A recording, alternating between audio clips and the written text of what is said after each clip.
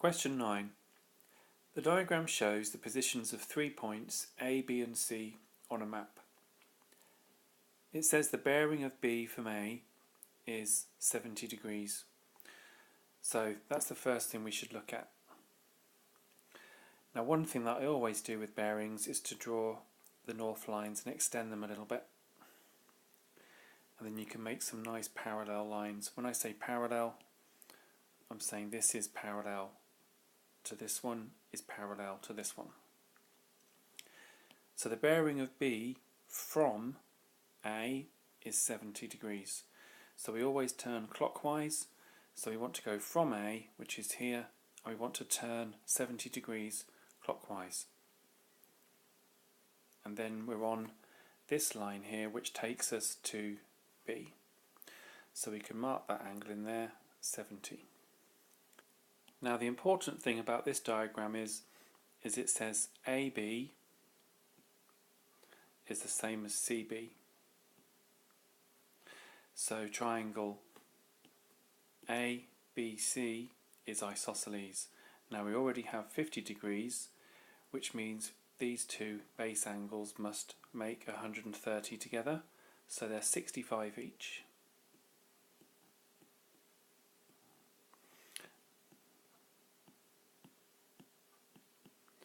So we can now work out the bearing of C from A.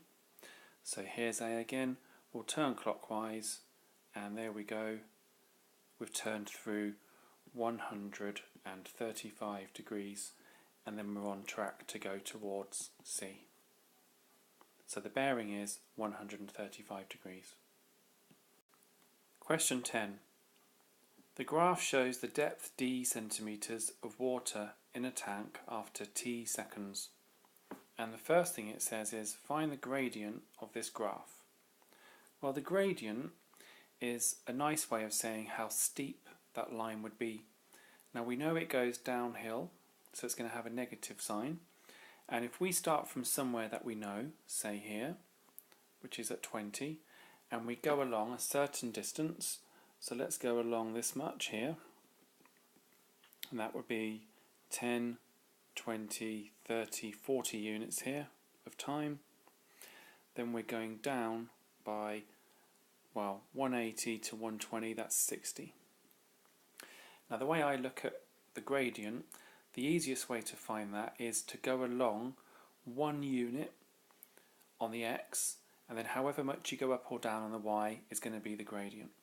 So how can I go along 1 unit? Well, I can be clever here. I can divide this by 40 to get 1, and as long as I do the same to this one, to keep it in proportion, I get 60 40ths.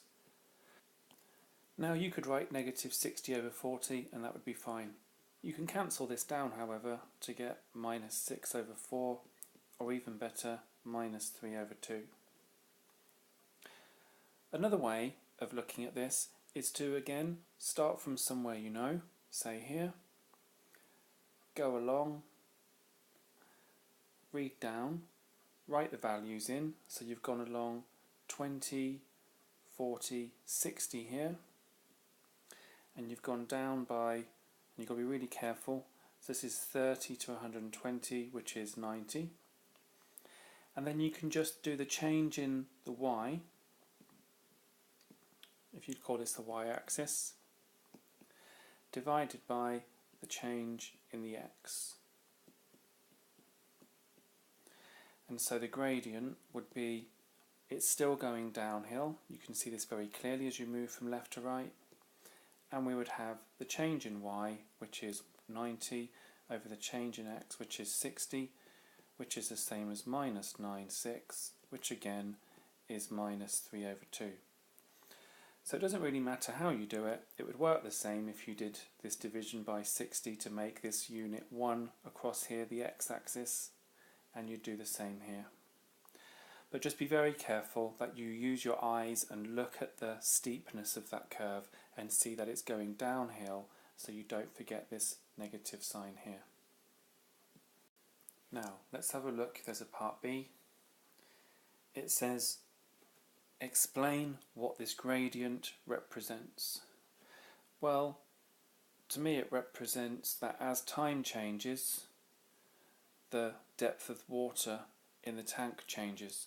So I would say that the gradient represents the rate of change of depth of water in the tank. So something of that nature would gain you the 1 mark. Question 11. It says Finley plays 2 tennis matches. The probability that he will win a match and the probability that he will lose a match are shown in the probability tree diagram. So we can see here a win 7/10 of the time, or 70%, or 0.7, and a loss 0.3. Don't forget these add up to 1 here. If he then won the first match, then the win for the second would be the same, and the lose for the second would be 0.3. Again, adding up to 1 each time. We're asked to work out the probability that Finley wins both matches. So we want a win followed by a win. Now, I have a video on why we multiply probabilities on probability trees, and I'll try and put a link on if I remember. If not, I can tell you now where I think it is. I think you go into a playlist called probability and you should see an explanation in there of why you multiply. Okay, so I'm going to assume you know that. So the probability that Finley wins both will be 0.7 times 0.7, which is, well, what do you think that would be without a calculator? Well, it will be 0.49. Okay, so that's the first part done. Then it says, work out the probability that Finley loses at least 1 match. Now, personally, there's not much work to do, because to lose at least 1 match, what I would do is use the probability of winning both, and then every other combination involves 1 loss at least. Even 2 losses is at least 1 loss. So just go through that again. You can win, lose, that's at least 1 loss, and you can lose, win, that's at least 1 loss, and you can lose and lose, that's at least 1 loss. So really, isn't it just 1 take away the probability of 2 wins? And that's a very clever way of doing it, and on your calculator or in your head you can get 0.51 would be the probability of Finley losing at least 1 match. Question 12. Part A, it says find the reciprocal of 2.5. Well, if you write 2.5 as a fraction, when we want the reciprocal of something, we do it to the power minus 1, i.e. we flip it upside down if we have a fraction.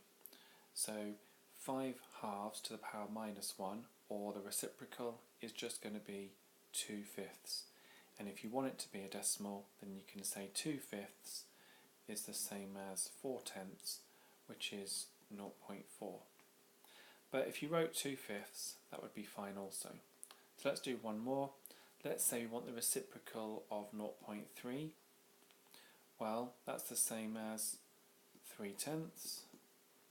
And then what we do is we just turn it upside down and we'd have 10/3. So 10/3 is the reciprocal of 0.3. And if you want to decimalize this, you'd have 3.3 recurring. So that's what the reciprocal means, and you can look that keyword up. It comes up quite a lot, just for like 1 mark. Part B is showing that you can use a calculator, I suspect. Now, let me write this out again here. Now, there's a few pitfalls for this question, I would say. And here they are. The first pitfall is make sure your calculator's in degrees, not radians or gradians, so you want it in degrees. Secondly, and I just missed out something here, there we go. And then secondly, make sure that when you put this into your calculator, if you're not really good at using the calculator, put in one part, then put in another part, find them separately, and then do the complicated bit at the very end. So if you know how to do this all in one go, then you don't really need to see any more explanation, you just need to see the answer at the end. But if you're not good with a calculator, here's a bit of advice I would give. Imagine you have brackets around this part, and this part, this part, and this part. So I'll just talk through what you can put in the calculator. So you put in bracket 4.3 times tan 39, and then close bracket. An alternative is open bracket 4.3 times tan, open bracket 39, close bracket, close bracket. That depends on whether your calculator automatically understands what the tan of 39 is as a separate function.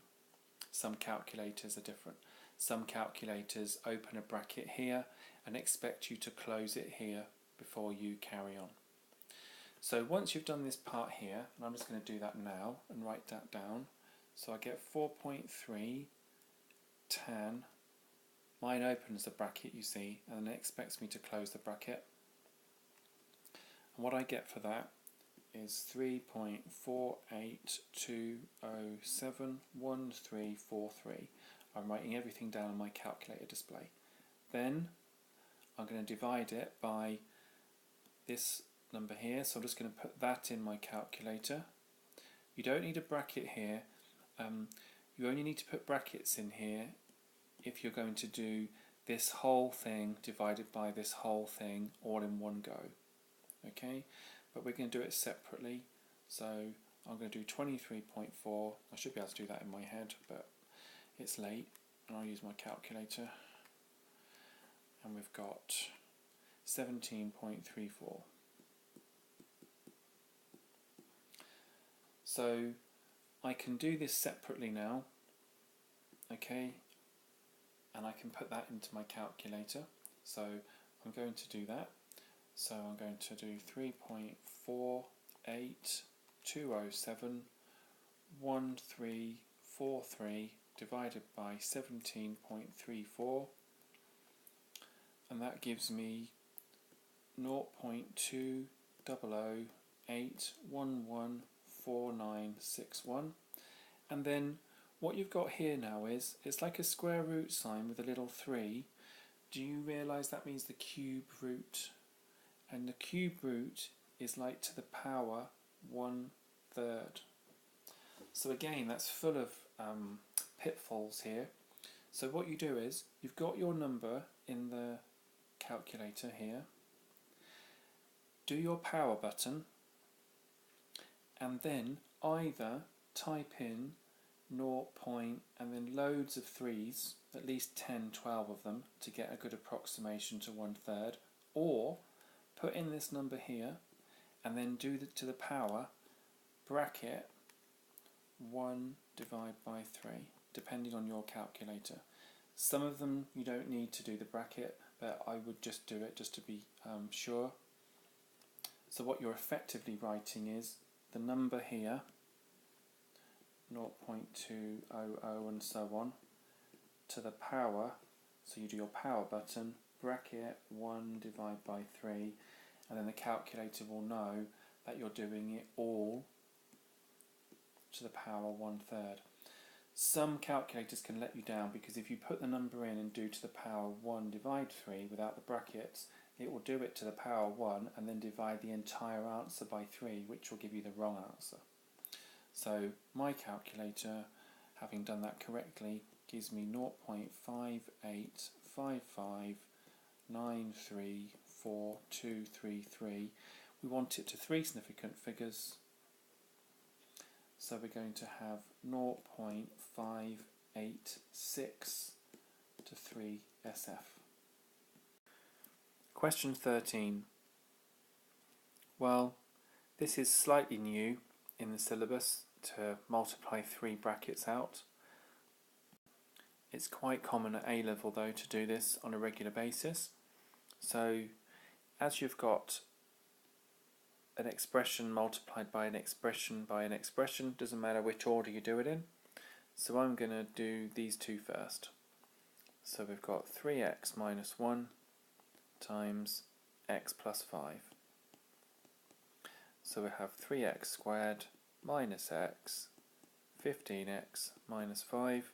So I'll have 3x squared plus 14x minus 5. And all I've got to do is times it by the last bracket here.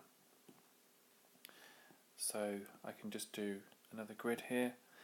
A quick way is just to do 3, 14 and minus 5. Forget the x squared, the x and the x to the power 0, because that's really like having x to the power 0 here, because x to the 0 is 1, as you know. Times by 4 and then minus 3. Quickly do these. So you've got 56 minus 20 minus 9 minus 42 and 15. And then the nice thing about this is you can say that your highest powers are going to be x cubed, so you've got 12x cubed. How many x squares will you have? Well, 56 minus 9, that is 47, minus 62x, and then plus 15. If that scares you, then just put in these values and you'll end up having all these bits in here. So on, okay?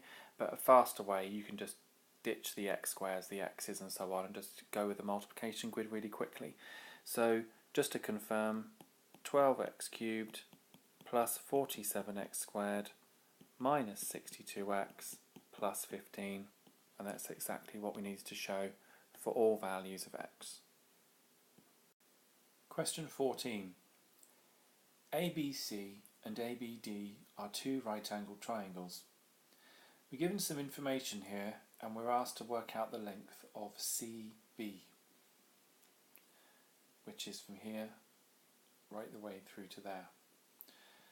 Now, one thing that comes to mind is that there's two right-angled triangles and they seem to share a common length and some common angles. So let's have a look at whether we can draw them separate from each other. So I'm going to draw this one first, and that is triangle DAB,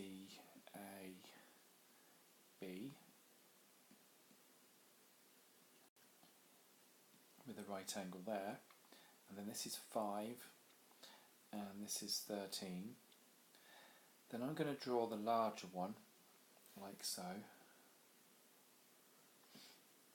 Doesn't have to be really accurate, but I would do this in the exam. So C, B and A here. This is a right angle here. This length here is 13, and we've got angle B there is the same as this angle here, and therefore this angle here, I hope you understand that this angle here must be the same as this angle here, because if they already share two angles the same, then the final angle must be the same measurement, because they would add up to 180.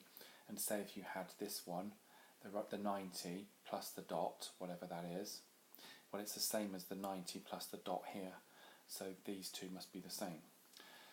So I think what we can say is that one of the triangles is an enlargement of the other, because if all the angles are the same, then if you enlarge one of them, and I would very much assume that it would be this triangle here, as it was the smallest one in the diagram. I know it's not to scale, but feasibly this triangle here has been enlarged to give this one. Why? Because if we look at the length between the 1 and the 2 dots here, then we can see that 13 has been multiplied by some scale factor, let's call it Q, to give this length here, CB, which is what we want to find. Because look, it's between the 1 and the 2 dots, okay, so it must correspond.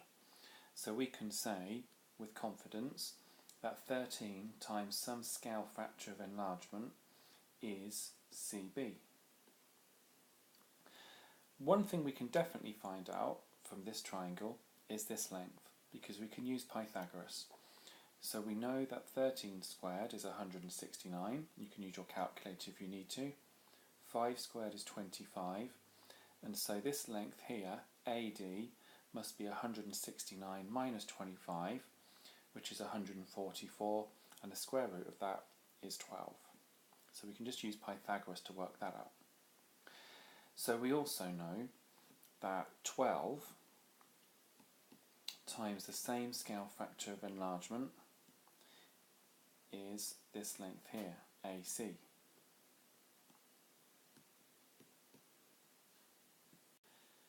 But the really nice thing, and I'll do this in a different colour here, is that 5 times the same scale factor of enlargement must be 13, because look, the right angle and the single dot angle, and here's the right angle and the single dot angle here. So this allows us to find the scale factor of enlargement. So Q must be, well, divide both sides by 5 in this, and you'll get Q is 13/5. So we can find CB now, because CB is just 13 times Q, which is 13/5. So the answer is 169/5, which is the same as 338/10, which is nicely 33.8. You wouldn't have to worry if you put that as your answer, because that would be just as well, but I think some people are addicted to doing decimals here, so if you want to see the decimal, then there it is, 33.8, but this is absolutely fine also. Also looking at the question, if you couldn't spot similarity, I'm going to dare to try and do it another way, which seems logical in a way. Don't be too worried thinking you have to do everything the same way. But if you look at this triangle again, and you call this distance, say, x from there to there, then you know that this was 12 from before. So you could find this length here, which is x squared plus 12 squared square rooted. So let's just look at that for the moment. And then look at this large right angled triangle, and then use Pythagoras again. So you could say that using Pythagoras you've got 13 squared plus all this squared, which is just going to give you back the x squared plus 12 squared, and that would be equal to, don't forget, x plus 5, because that's the whole way across here, x plus 5 all squared. Now I don't know what's going to happen here, but let's have a look.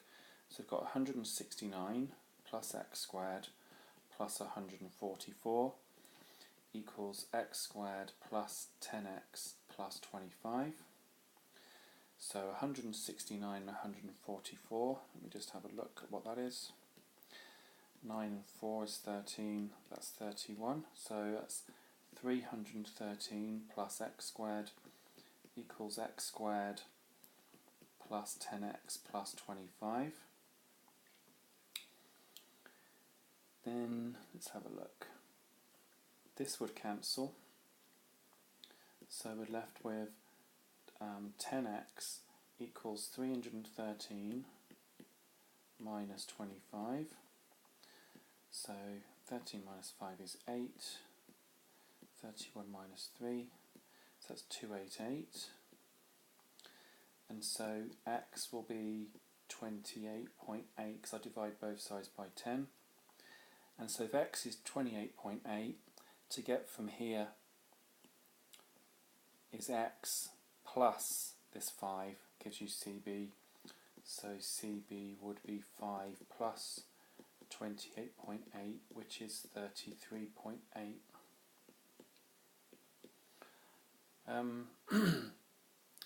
Maybe not advisable. I don't know how many people would try that, but like I said, they're the only two ways that I can see. Maybe you can use Socrator as well, but if you don't mind, I don't think I'm going to do that right now. So there's two ways for you, and you can choose which way is best for you, I think. Question 15.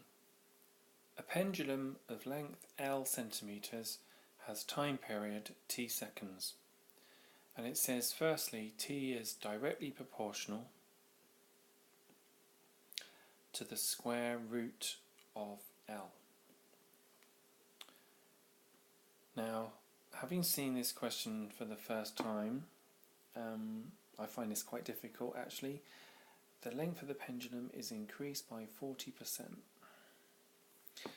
Well, if you started off with L, which was the length, and you want to increase it by 40%, then I don't know if you've seen one of my previous videos on the new SPEC, but I looked at compound interest, and there was one where something went up, I think 4% a year, and you times by 1.04. If you want something to increase by 40% all in one go, then you would just times that number by 1.4, and that would give you 1, which is where you started, plus 0.4 of the amount added all on together in one go. So I reckon that we would write something like t equals k root L for some value of k, and if L increases by 40%, then I would write k times the square root of 1.4 L, and that's the same as having k times the square root of 1.4 times the square root of L. Let's ignore this little bit here. Now, I think the square root of 1.4 is quite key here, so I'm going to put that in my calculator. And I get something of this nature. I get 1.183215 and so on L. Now to me, I think that tells me the answer, because if you started off with it increasing by 40%, this is L increasing by 40%, then L becomes 1.4 times what it started as. And when we square root this 1.4, we end up with 1.183215, which to me is having the original amount, i.e. 1, and then you've got 0.183215, which as a percentage is 18.3215 and so on. So I think my answer would be, to one decimal place, 18.3%, and I'll write 1 dp here. So just to recap, L increased by 40%, there you go, and no matter what k is, this relationship is still direct, because we have t is equal to some value of k, don't worry about that, it could be anything, times, well, this 1.4 is very significant, and the square root of 1.4 is 1.183215 and so on, which tells me that t will go up by 18.3% or thereabouts if the length increases by 40%. So sorry if I didn't explain that too well, but I've not really seen a question like this before, I have to say, so it's quite a challenging one, and I'm going to check the mark scheme to see if I was right. Looking at the mark scheme, it says answers between 18.3 to 18.4, so there we go. Quite a difficult question. Question 16. The histogram gives information about house prices in a village in 2015. Now, one key thing to remember is that the area of each of these bars tells you the actual frequency involved, okay, i.e. how many. Now it tells you here that 20 houses have a price between 300 and 400,000. So we know that 20 houses is represented as an area here. So we can work out what this scale is. Now we've got to be really careful. So we know that 20 houses is represented here as an area. So 100 times what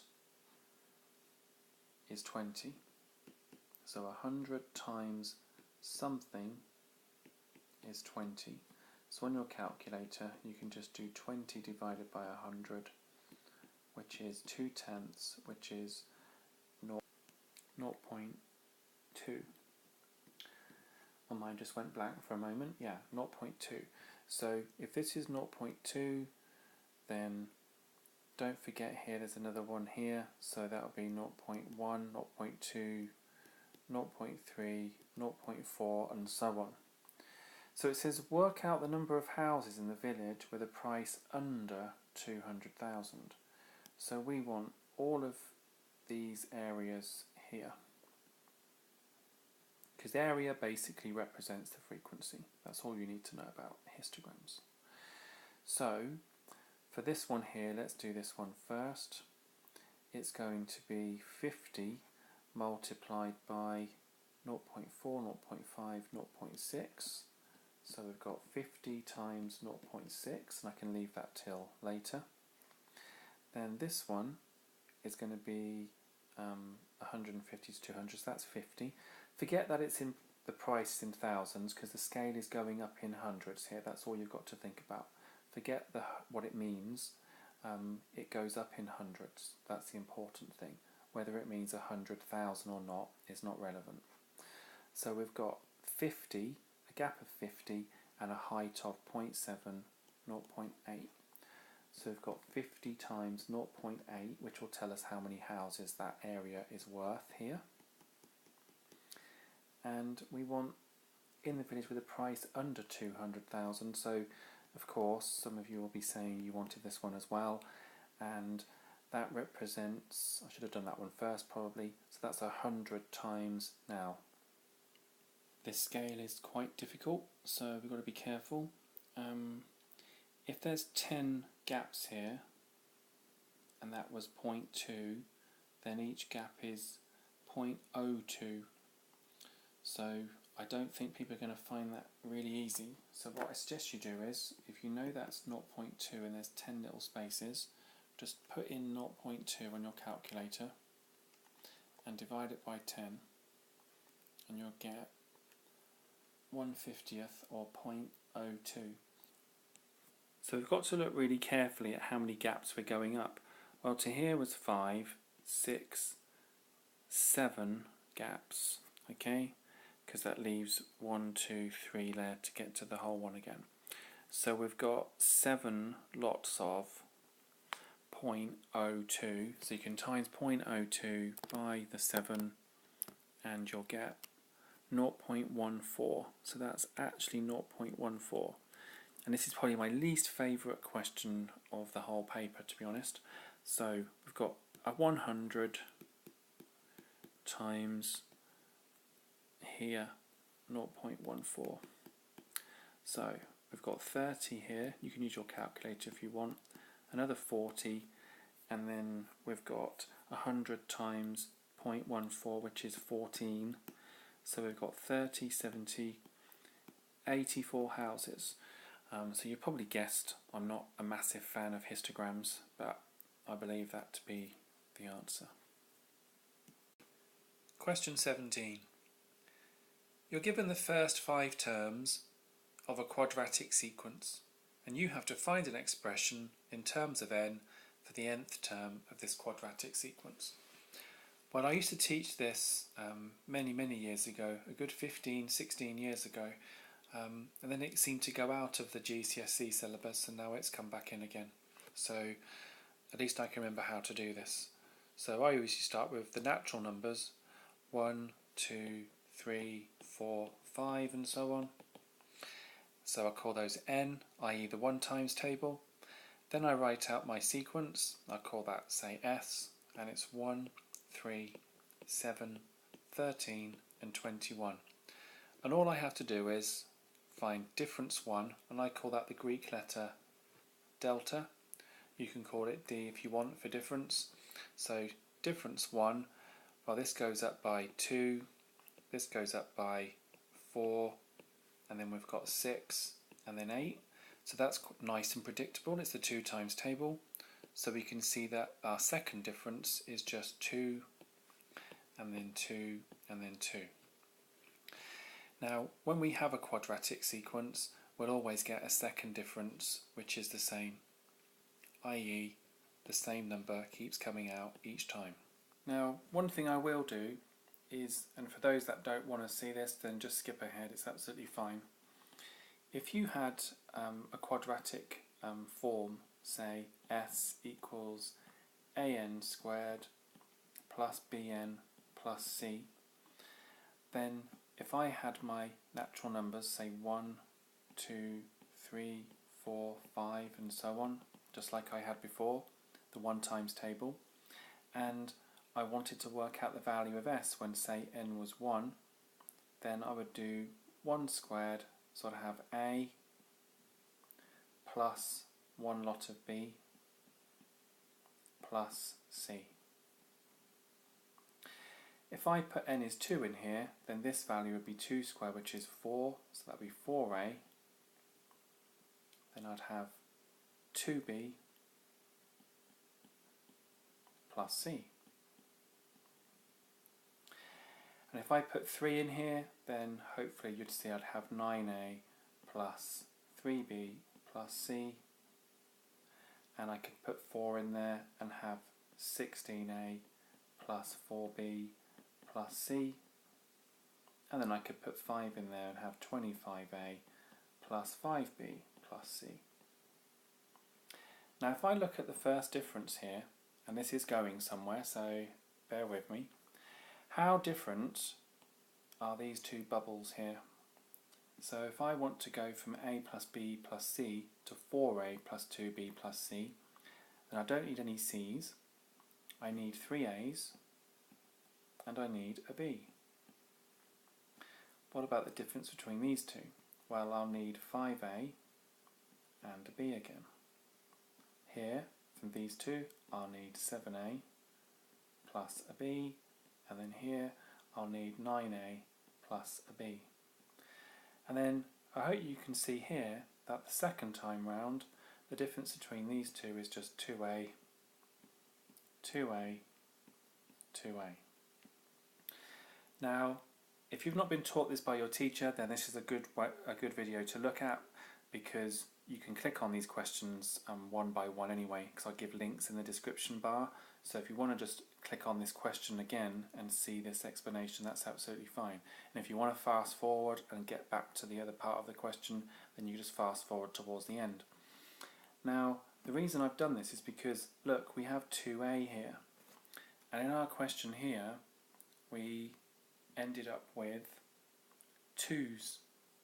So I know that this 2 here is the same as 2a, so that enables me to find the value of a. Now don't forget, we know it's going to be a quadratic sequence and we want the nth term, so we know it's going to have the form an squared plus bn plus c. Okay, it's definitely going to have that form because it's quadratic. So we're lucky we know that the a term is going to be 1, because 2a is the same as 2, which means a must be 1. So what I would like to do is, I always do this, I would put the square numbers down now, because I know that the square numbers go 1, 4, 9, 16, 25.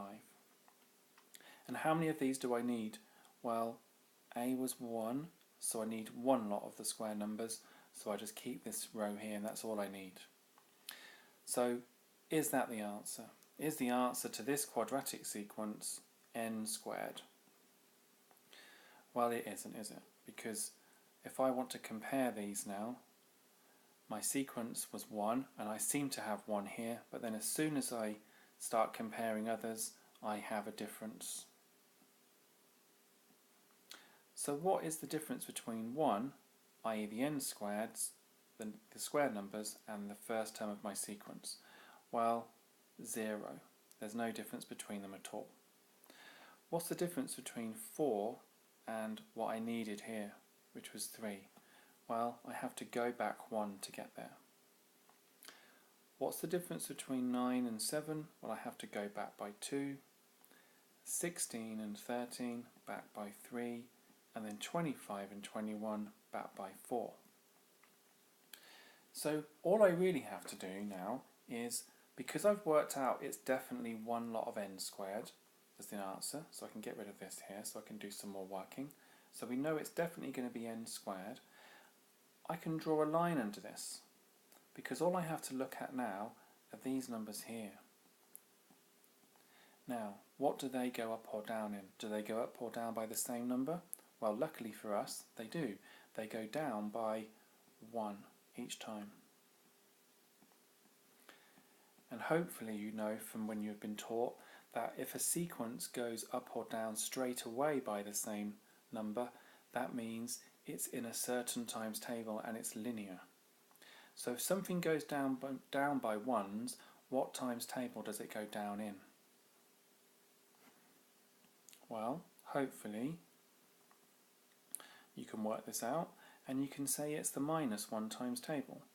So if the 1 times table was at n, i.e. 1, 2, 3, 4, 5, then the -1 times table is -1, -2, -3, -4, -5. So, have we got everything we need? Well, don't forget, when we got to this line here, we'd already found out that we needed one lot of the square numbers, and we wrote that down. So we only had to look from this line onwards. We didn't have to start the whole problem again. So we tried looking at these numbers here.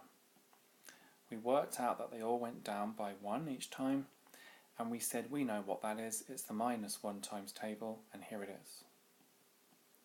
So we definitely know that it's going to have minus the 1 times table, or just -n in the answer. But is that enough? Well, let's compare it to our sequence, and I'll choose a different colour. So let's have a look. How did -1 compare to 0? Well, we needed to add 1. How does -2 compare to -1? We need to add 1. Add 1, add 1, add 1. Notice I'm not comparing this number to where we started, because when I got to this line I'd already worked out that it had the square numbers in it, so I only had to look at this new sequence here and crack that one. So just to recap, we've got n squared, we've got -n, and now we've worked out that we just need to add 1 each time, which is the constant part. So our final answer is an expression, and an expression does not have an equal sign in it.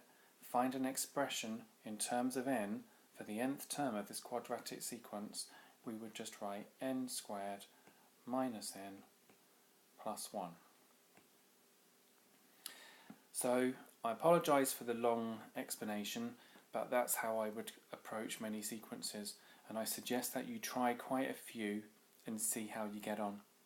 Always try and get the quadratic part first, so that will be a multiple of n squared. Then get your linear part next, which will be a multiple of n, and then you'll always have to add or take something at the very end, and that will be your constant part. It's always the same process. Question 18. We're given a function of x as a quadratic here, 3x squared minus 2x minus 8. If you wanted to find f of 2, for example, that just means wherever you see x, it has to be given the value 2. So you'd end up with 3 lots of 2 squared minus 2 lots of 2 minus 8, and that would just give you 3 lots of 4 minus 4 minus 8, which would give you, well, 3 lots of 4 take away 1 lot of 4 is 2 lots of 4 minus 8, and 8 minus 8 is 0. So that's just an idea that x can take on any values you want. But in this case, it wants x to take on this value, x plus 2. So f of x plus 2 would be, well, let's write this out here. Now, this part here would normally be x if it was f of x, wouldn't it? Because that would be f of x, and then I've got a little square here, which I shouldn't forget. So back to here again, I'd have 3 lots of something squared minus 2 lots of the same thing minus 8. So if it was f of x, I'd have 3 lots of x squared minus 2 lots of x minus 8. Here though, wherever I see x, I've got to put x plus 2 in its place. So I can do that now. Then all I have to do is expand it all out and then see what we're left with. So we'll have 3 lots of, well, x plus 2 multiplied by x plus 2, well, that gives us x squared, and then we've got 4x and 4. So we've got x squared plus 4x plus 4, and then we can multiply this out, no problem. Just be careful with the signs.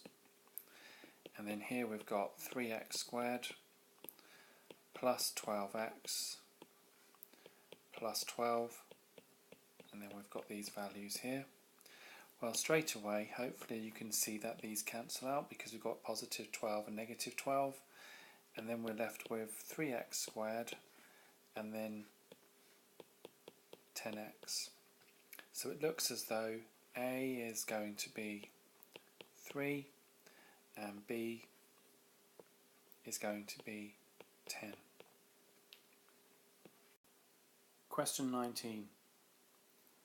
Here you have a right angled triangle and its perpendicular height is given as x minus 2 and its base is given as x. It says the area of the triangle is 2.5 centimetre squares. So, for those that are not really sure on the area of a triangle, a nice quick way in this situation is you should know what the area of that rectangle is. The area would be x times x minus 2, but we only want this part, so we divide it by 2. And it tells us this area is 2.5 centimetre squares. And if you're okay with this, I'd rather call it a fraction 5 over 2. So that's the first thing. Then you're asked to find the perimeter of the triangle. So the perimeter is starting from one point and then going all the way round. So a good idea to start with would be to look more closely at what I wrote here earlier. Now, if I double both sides, i.e. times both sides by 2, then I'll end up with x multiplied by x minus 2 equals 5. Then I could multiply this out, take 5 from both sides, and I'd end up with a quadratic in x. That should allow me to find the value of x, and once I've done that I can find the perimeter because I can work out what x is. I can take 2 from x and then I can use a little bit of Pythagoras to find the longest side. I can then add those 3 answers together and that would give me my total perimeter. So let's have a look at this. There's a clue in the question. it says correct to 3 significant figures. So I would doubt very much that this would factorise. So let's use the formula. So we'd have x equals minus b. So our value here would be 1, a is 1, b is minus 2, c is minus 5 in case you wondered. So x would be minus b, which will be minus minus 2, which is 2, plus or minus the square root of b squared, so negative 2 squared is 4, minus 4 times a times c, all over 2a. So that gives us 2 plus or minus the square root of 4. Now, be careful, we've got a minus times a minus at some point, so that's a plus. And then 4 times 1 times 5 is 20, all over 2. Now, of course, you've got a calculator, so before we look at that, I just want to do a little bit more with this and then show you how I'm going to use my calculator. Well, as is the calculator paper, I think it's a good idea to actually try and do as much as we can without. Of course, you won't do this in the exam, but I can try and show you a few other things at the same time. So from here, we'd have x is 2 plus or minus, well, 24 is 4 times 6, so it's the square root of 4 times the square root of 6, all divided by 2. So x will be 2 plus or minus 2 root 6, all divided by 2.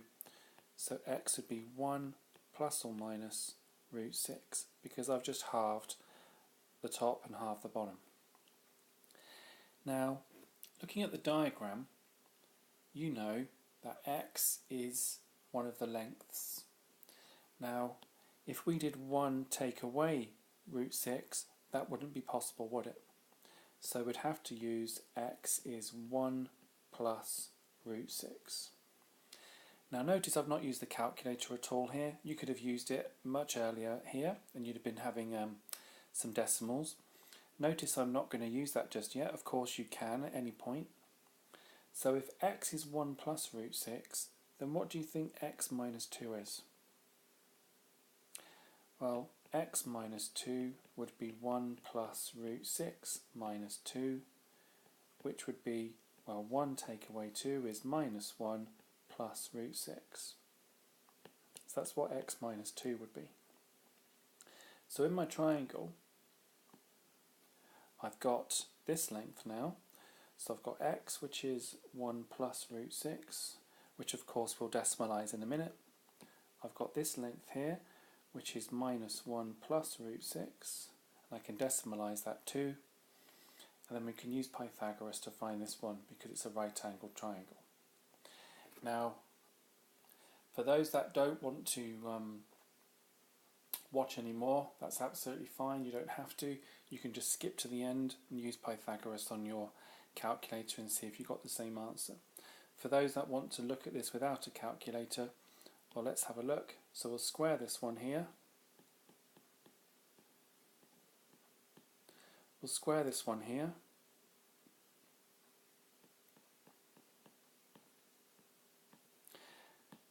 And then we'll add them together, because don't forget, with Pythagoras' theorem, we've got this area plus this area gives the larger one. So I'm just going to get rid of this, and we'll go from here. So if I square this bracket out, now if you had 1 root 6 and then 1 and a root 6 and you multiplied them out, you'd have 1 root 6, another root 6, and then root 6 times root 6 is just 6. So you'd have 7 plus 2 root 6. This one here, I'm just going to write it down here, and I'm going to call it root 6 minus 1, because that's exactly the same as minus 1 plus root 6. It's just easier to write. So here is 6, I've got minus root 6, minus root 6, and then minus 1 times minus 1 is just 1. So here I've got 7 minus 2 root 6. So the interesting thing here is, and I've never done this question before, you've got 7 and 7 is 14, and these two cancel. So the area of that big square is 14. So to find this length here, I just have to square root it. So I get the square root of 14. So I've not used a calculator yet, and so the perimeter would be this length here plus this length here is x plus this length here as root 6 minus 1. So what do we have altogether? Well, we have root 14, and then we have plus 1 and then minus 1, which is 0. I didn't really need this bracket, but I just wanted to put it in a bracket so you could see where the root 6 minus 1 came from. And then I've got root 6 and another root 6 is 2 root 6. Now I can put that in my calculator and see what we get. So I've got the square root of 14 plus 2 root 6. And I get the answer as 8.640636 and so on. So we want it to 3 significant figures, so we're just going to write 8.64 centimetres to 3 significant figures. Now, just one final thing to say with this question. The reason I've done it in this particular way is not to annoy people who are looking at how to do this question. My journey through maths has not always been an easy one, but I found that if I look at a question and try and do it in as many different ways as I can, you know, if there's a calculator question, then I'll try not to use a calculator, and vice versa. So I think if you can do your non-calculator methods really well, you end up learning about things like surds a lot more quickly. You end up doing your multiplication really well, and then you appreciate when a decimal is a good thing to write and when it isn't. You know, personally, I think that this is a very nice value to have as your perimeter because it's exactly correct, whereas this is just an approximation. So take from a question what you can, especially when you do revision. But of course, when you're in the exam, you're going to have to get your skills really sharp and then go for the very quickest, most efficient way that you can get the marks. Question 20. Probably the most difficult question to explain that I've come across. This used to be on the specification before the last specification, so this is probably back in 1997, 1998 when I first came into teaching. This used to be on the syllabus, and then it was taken off in 1999, I think, or 2000. Now, it's back on again, so you need to kind of think carefully about A, how you interpret the question, and B, how you go ahead and do it, because you want to find out an estimate for the acceleration. Now, if you're okay with acceleration being the rate of change of velocity with respect to time, then that would be good. If you're not, look at the units of acceleration, and it's meters per second squared. Well, that's the same as meters over seconds times seconds, because that's how you get seconds squared, which is the same as meters per second divided by seconds. And then if you think carefully, what is meters per second, i.e. distance over time? Well, that's velocity, and seconds, that's time. So you've got v over t. So you've got a change in velocity over a change in time. That's one way of looking at it, and that's looking at the dimensions of what you've got. And there's always clues here, like there's the dimensions there, meters, here's the dimensions here, meters per second squared. And look, there's another one here, velocity, meters per second. So one way of doing this is to look carefully, and I'll zoom in on the graph here, is to look really carefully at the time that you want it at. So here we go. 6 seconds.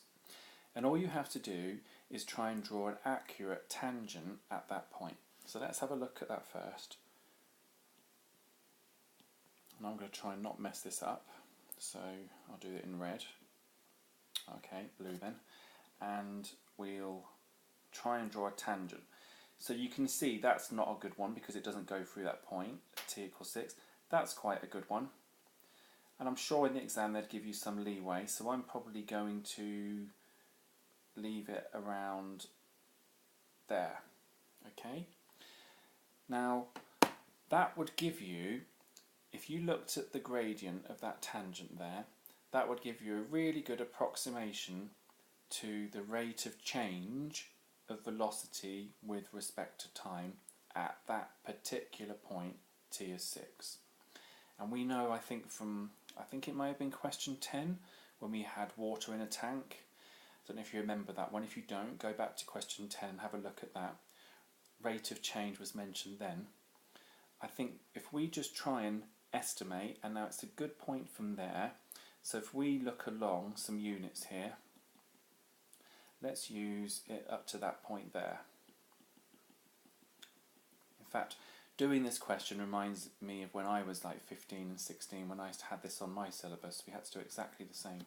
So this is 2, 4, 6 here, and we're going up by 10, 20, now let's have a think, 10, 25. So I would say that the gradient of that line would be, now you can do it two ways because I think I explained that in question 10. You can either divide this by 6 and then this by 6 to scale it down to going along one unit, and then you're going, think about it, uphill, so it's a positive gradient of 25/6, and I use my calculator for this. 25 divided by 6 gives me, let's get this right,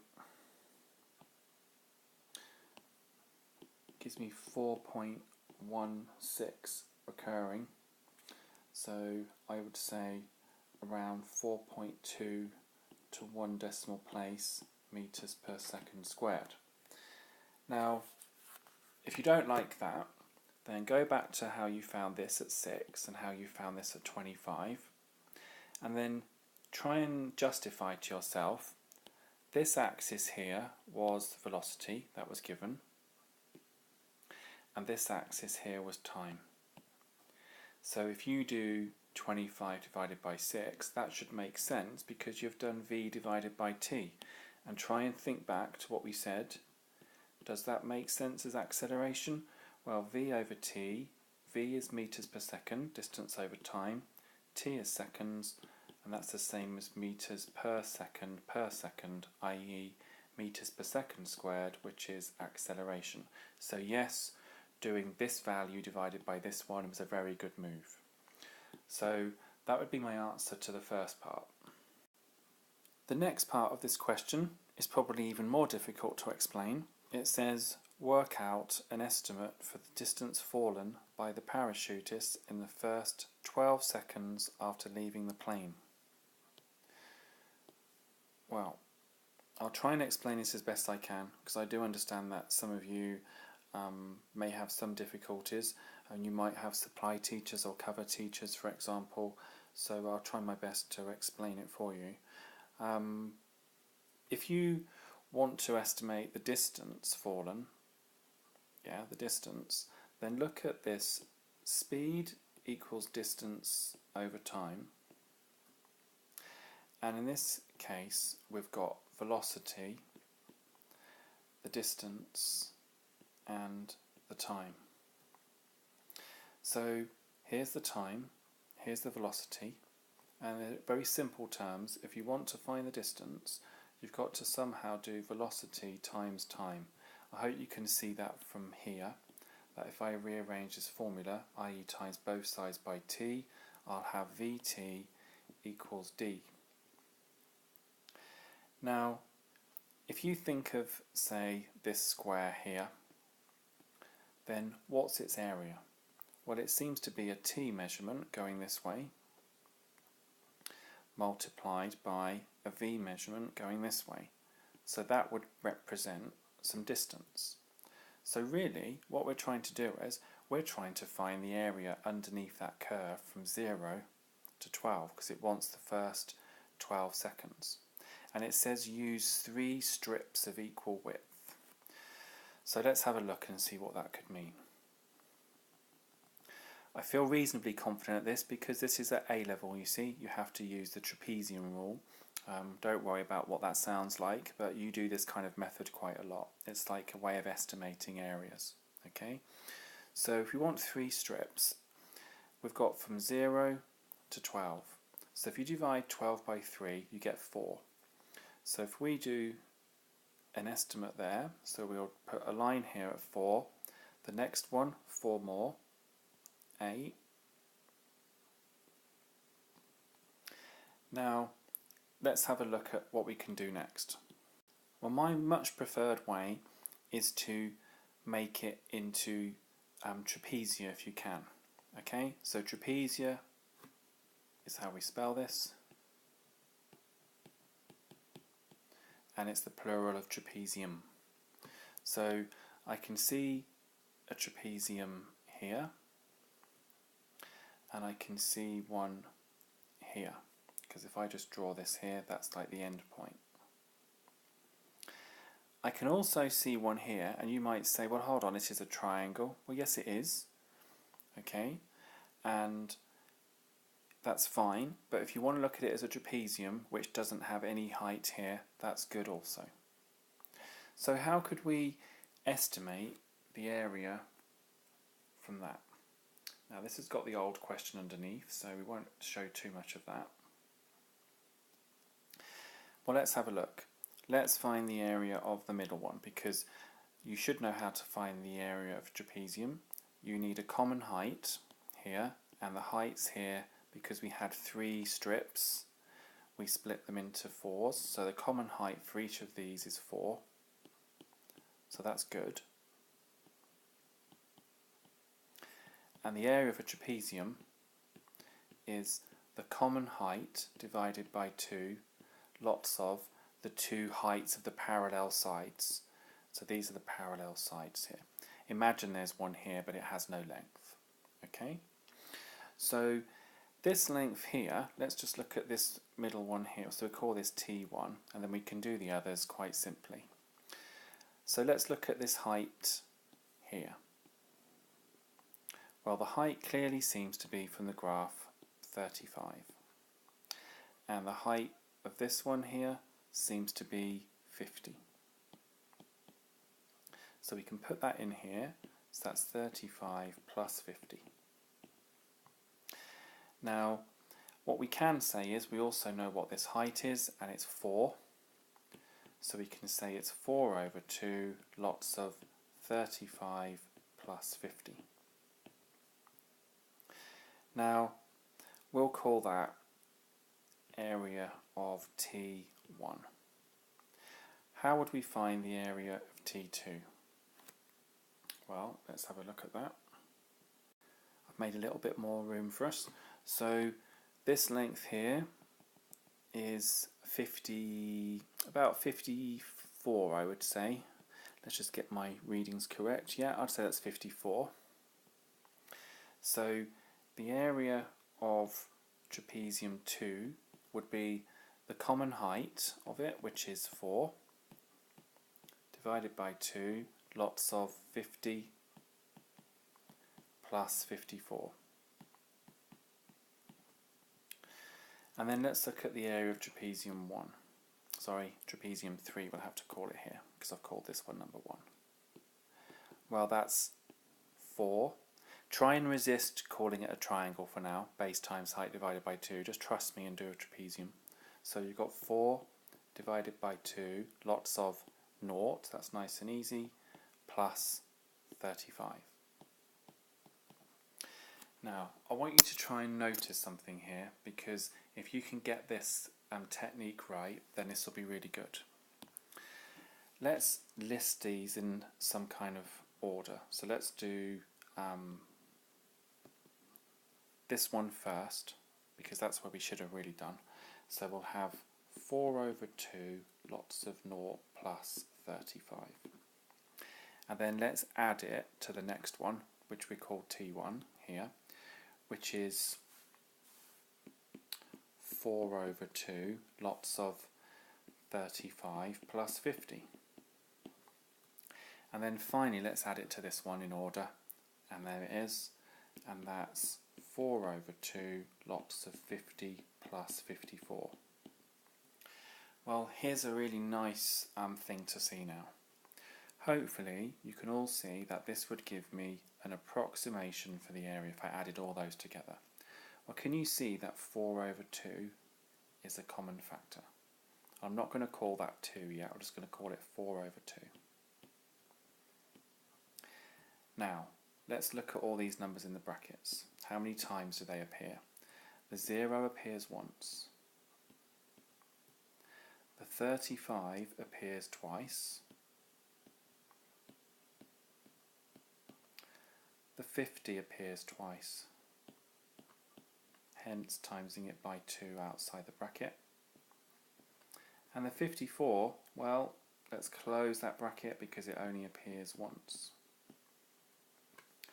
Now, for some of you, you may have spotted a really nice formula, and that is the area, as a rough estimate, would be the common height divided by 2, lots of, well, we can call this the y-axis, so we can call this value here y1 plus 2 lots of this value here. Why? Because can you see this 35 is shared in the first trapezium and also in the second one. It's like back to back, so it's shared, so we'll call that y2, our second y value, plus 2 of these, because the 50 is shared twice here. It's 50 for this one and also 50 for this one, and we'll call that y3, plus the very last one, y4. Now, some of you may be lost at this point, some of you may not be. Some of you might understand that we always look at one of these, 2 of these, 2 of these, and 1 of the end one. So no matter how many trapezia you draw, it's always 1 of the first length, 1 of the last length, and twice of all the middle ones, and you always times your answer by h over 2, and h is always the same thing. If it's the same for one, it's the same for all. So depending on how you've understood this, you can either do it in 3 stages and say, put this in calculator, put this in calculator, this in calculator, and do them separately. I think we're good enough to go from here. And then we can say, in the bracket we're going to have 0, 0 plus 2 lots of 85 plus 54, which is going to give us 2 lots of 170 plus 54. 170 plus 54 is 224, times the 2 is, well, 448. Now, reviewing this question, I can see one little error that I made, and that is here. It's a bit silly of me, but I can just see it now. This wasn't 50, was it? It was 51, so I just have to go back here. God, what a mess this is. Let's have a look. Go back here, and I can change this to 1 here, so that would be 86. So 286s is 172, and then that would be 6, 2, that would be 452, and half of that is 226, and that's what that would be. Okay, so I get 452. Now looking at the question with a fresh pair of eyes, having spent a minute away from it, I would say for GCSE that if you did estimate this as a triangle here, i.e. 4 times 35, which is 140, and then halve it and have 70, and then add the two trapezium together separately, or the two trapezia I should say separately, that would give you the answer as well. So I do apologise for the complete mess for this question, but it's very hard to explain. So in short, and I'll use one more colour here, triangle, trapezium, trapezium is fine, or you can treat this triangle like a trapezium. Prepare yourself for the A-level and use the trapezium rule, which I shall just write down here. That comes up at C2 quite a lot. Whether C2 will be the same if you ever come to do it, because they're doing the changes to the A-level in 2017, but I'm pretty much sure that the trapezium rule as a way of estimating areas under curves will be something, if you carry on with your maths, that you'll be looking at again. So it's probably a good idea to try and grasp the ideas now. But again, apologies for the mess, but I'm not going to do this question again. In fact, I can't wait to see the back of it. Question 21. The number of bees in a beehive at the start of year n is P subscript n. The number of bees in a beehive at the start of the following year is given by this following formula. So I'll write this out again.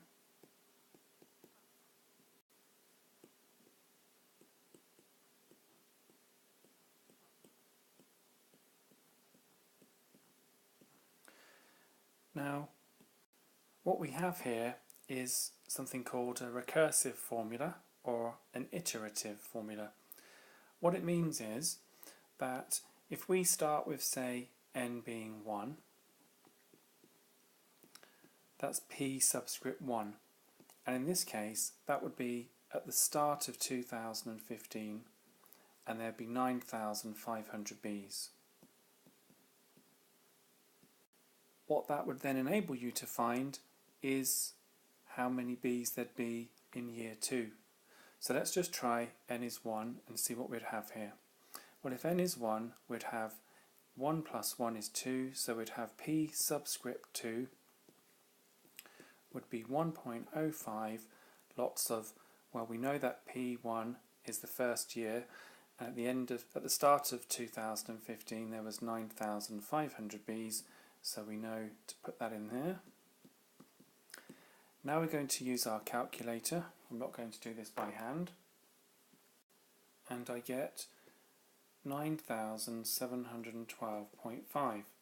Now, I don't know if you would think of that as 9,712.5 bees, but we know there wouldn't be half a bee necessarily. So we'll keep it as what it is, and we'll just try and find what there'd be for the next one. So P3 subscript 3, what do you think that would mean? Well, if P subscript 1 was the start of the first year,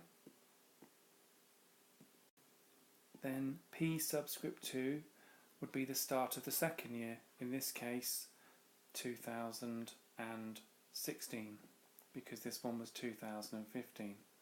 So we've got 9712.5. So P of 3, well, that will be 1.05 lots of the previous year's worth.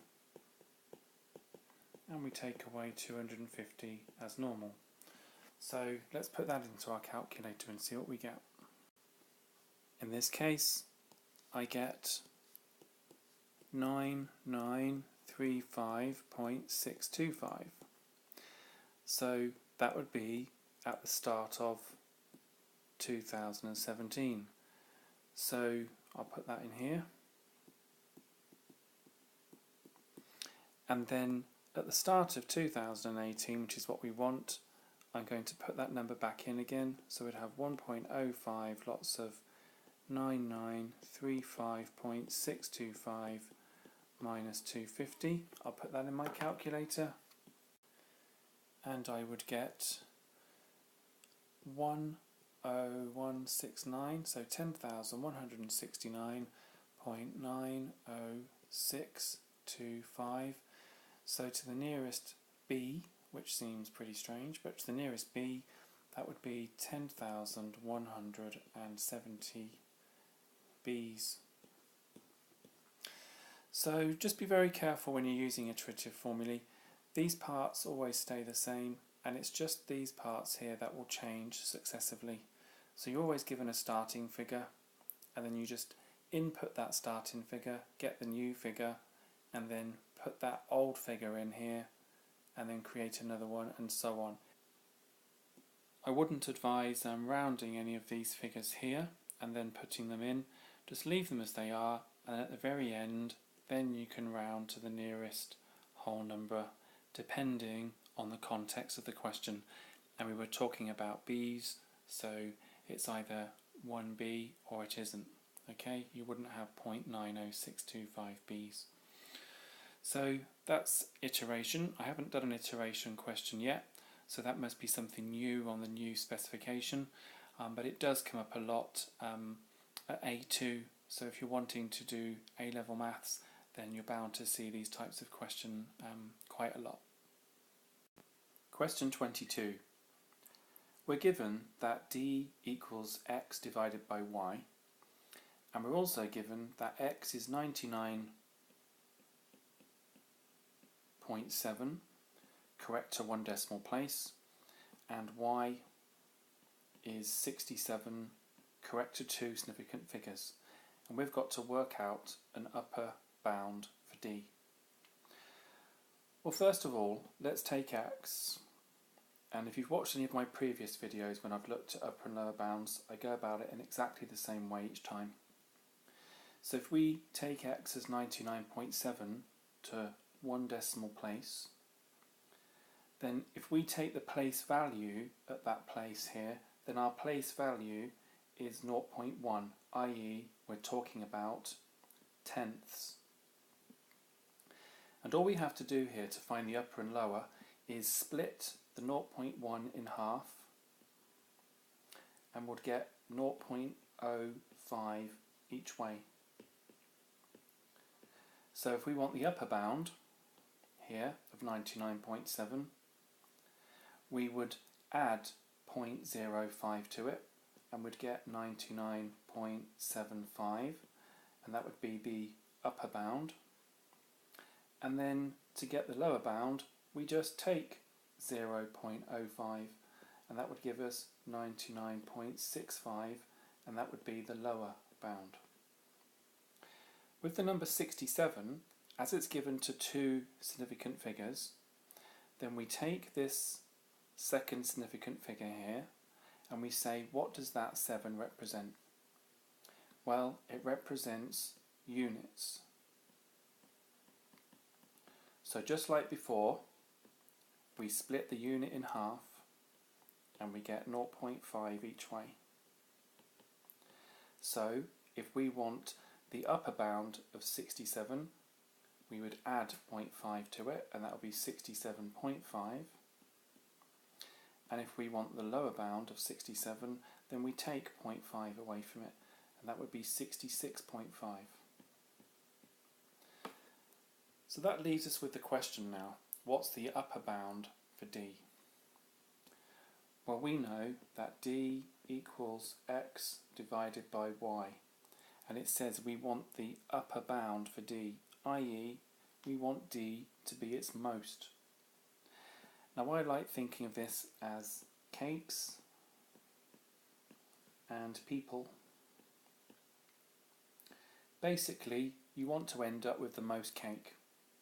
So to end up with the most cake, you need this number to be its upper bound, i.e. the most cake, and selfishly you'd like the least amount of people to turn up, because then if you had the most cake on the table, the least amount of people showing up, you'd end up with more cake if it was shared out equally. So D, the upper bound, will be the x value being its greatest, so that's 99.75, and the the y value being its least, and that is 66.5. You then use your calculator, and let's see what I get. So 99.75 divided by 66.5, and I get a value of, rather strangely, it works out as the upper bound is 1.5.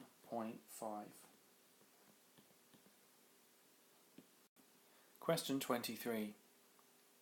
Here is a circle, centre 0, and the tangent to the circle at the point 4, 3 on the circle. It says find an equation of the tangent at the point P. Well, I wouldn't worry too much about these. Know your circle theorems quite well, because one thing you should know, and this crops up a lot at A level when you're using this, and these kind of questions appear in C2, which is Core 2 at AS. So my advice to you is know that the angle between a radius and a tangent is 90 degrees. So what we can do is be a bit sneaky here. We can say we can work out the gradient of this radius here, and then we know that the gradient of the line must be normal to it. And I think if you know something about gradients, when you've got two lines that are normal to each other, you take one of these, you turn the gradient upside down, i.e. find the inverse and the reciprocal, and then change the sign. So you know that this gradient is uphill, so you know the gradient of this one will be downhill. So let's have a look if we can find the gradient of the orange radius. Well, this coordinate here is 0, 0, and we'll call this capital O. So the gradient will be the change in y over the change in x. So I'm going to do this value of y, so I'll change the colour of the pen. So I've got 3 minus 0 divided by 4 minus 0. Please note that you could have also done 0 take away 3, which I'll write down here, divided by 0 take away 4. It doesn't matter which way you go, as long as you do the same way each time. So what do we get here? Well, we get 3/4 here, and we knew it was uphill anyway. Look, use your eyes and use your common sense. This is going uphill, so its gradient's going to be positive. And this one you're going to have -3 divided by -4, which is also going to be 3/4, because a negative divided by a negative is a positive. So we know that m is going to be 3/4. So we know then that the gradient of this line here, and we're just going to call it L.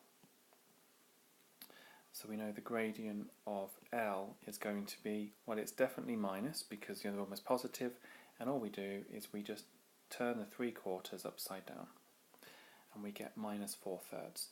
I hope your teachers explained that if you have the gradient of one line and then one that's perpendicular to it, if you multiply the gradients together, you always get -1. So we can test that. We had 3/4 times by -4/3, and yes, 4 divided by 4 is 1, 3 divided by 3 is 1, so we're left with -1.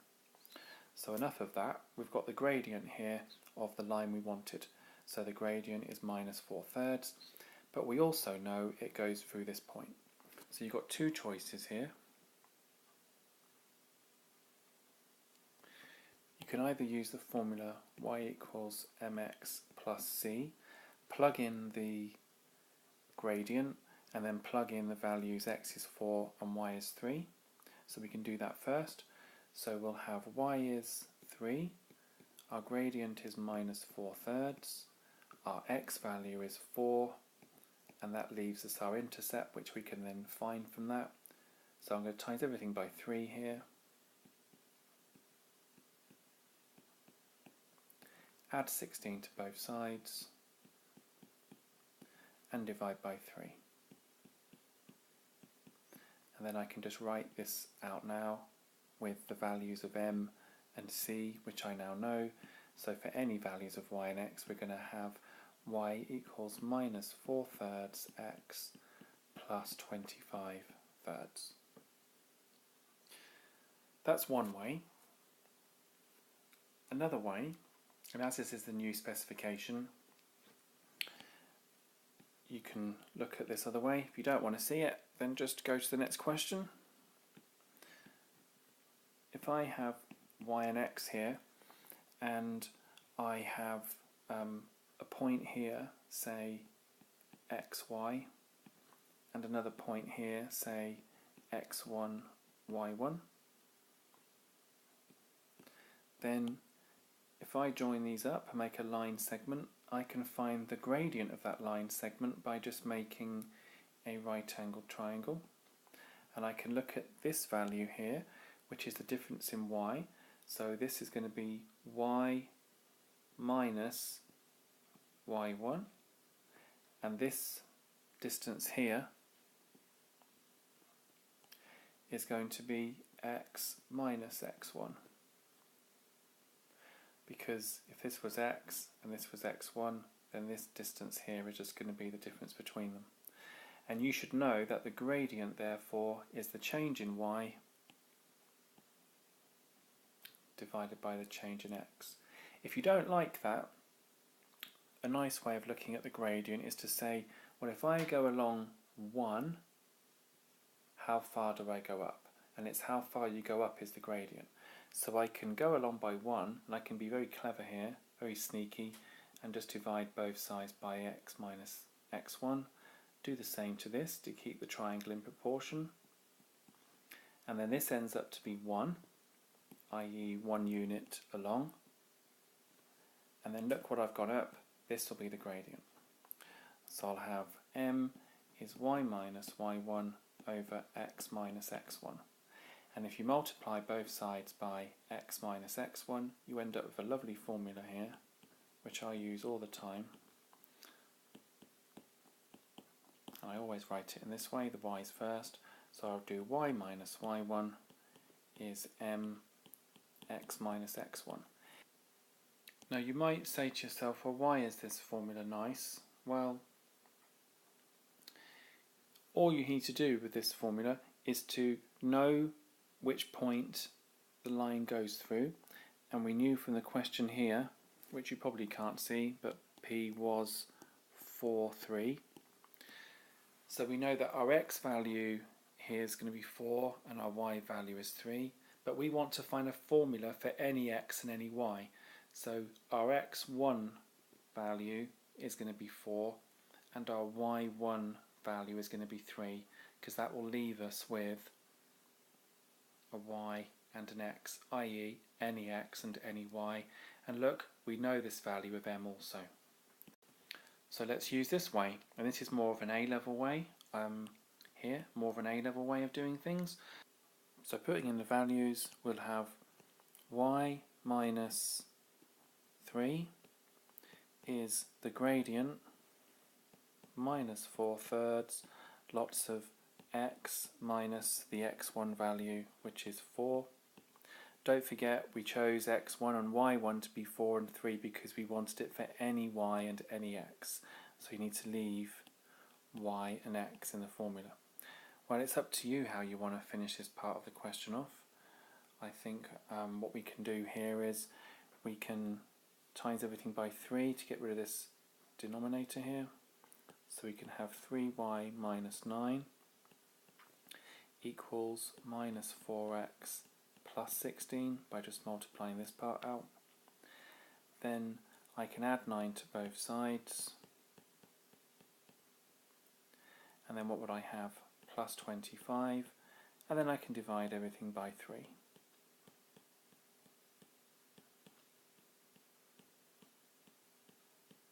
So exactly the same as what I'd have using y equals mx plus c.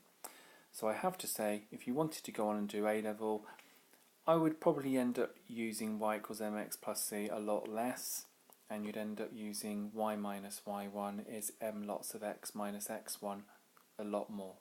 But try and understand this here. I think I have another video on it in the playlist called Straight Lines, So if you want to look at that all over again, then do so. Question 24.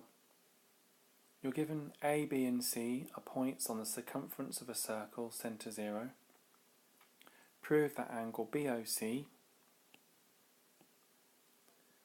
here is twice the angle BAC. Well, I'm really glad that this kind of question is on the GCSE because I've always tried to teach the circle theorems using algebra, and I'm going to do that now. So what I'd like you to think about is that radii are really important here. So if I draw a radius from O to A, and I just extend it a little through here, okay? So I've just done a little part of a line.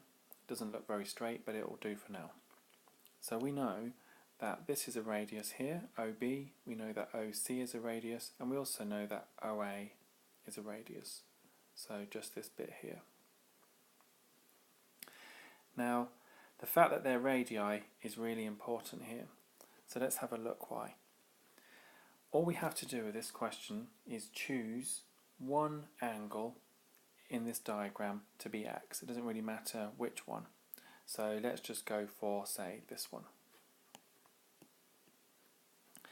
Then we know that this must be x as well, because the triangle OAB is isosceles. Why? And it's back to what I said, radii hold the key here, they're the same, and that's why. So what must this angle be? Well, all the angles in a triangle add up to 180, and we already have x and another x is 2x.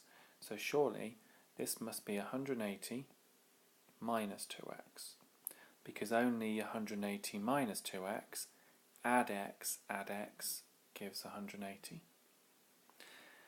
We know that angles on a straight line are 180, so this angle here has to be 2x. Why? Because if we take 180 minus 2x and add 2x to it, we get angle on a straight line, which is 180. Now, all we've got to do in the other diagram is choose another letter, and we can call this y here. So this is y for the same reason as before, isosceles. So this angle here is 180 minus 2y. So this one is just going to be 2y for the same reason as before. Angles on a straight line are 180. So what do we get for the angle B to O to C? Well, BOC seems to be 2x plus 2y. What about angle BAC? Well, we've just got x plus y. So I hope you can now see that BOC is actually twice BAC. And if you like your factorising, then this is a little stronger. Hopefully you can see here that this is twice x plus y, and this was just x plus y. So BOC is indeed twice as much as BAC. So that's the way I would do this. If you want to see another way of doing it, then carry on watching. If you don't, then go forward and you don't have to watch this. So I'm going to choose another letter here, and I'm going to put A, say, here. Then this angle here, well, what would that be? Angle on a straight line is 180, so this would be 180 minus A. This is a little bit more complicated, but you should be able to work it out. Hopefully you can see with a bit of thought that these must be A over 2 each. Why? Because A over 2 plus A over 2 is just A, and if you add that to 180 minus A, you get 180. And then likewise, I'm going to call this angle here, say, Q. This will be 180 minus Q, and then these will be Q over 2 and Q over 2. So what do we get for BOC this time? So this time BOC is just A plus Q. But what about angle BAC? Well, that's just A over 2 plus q over 2. And if you like your factorising, you can take half out as a factor. And what do you notice? Well, hopefully you notice that BOC, which is a plus q, is twice as much as BAC, which is a half a plus q. So there you go, there's two ways, and there's probably others as well. Just be inventive with your expressions and your algebra, and all of the circle theorems, every single one of them unfolds really quickly. Don't forget, when you come to write your answers in the exam, you'd need to write things like isosceles triangles, angles in a triangle out to 180, and so on. So you'll need all your explanations written here. Not in massively long sentences, but you'll just need to write a bit more structure to it. So I've given you a brief overview of how to prove this. When you come to write it out in the exam, you'd have to put a little bit more content in there.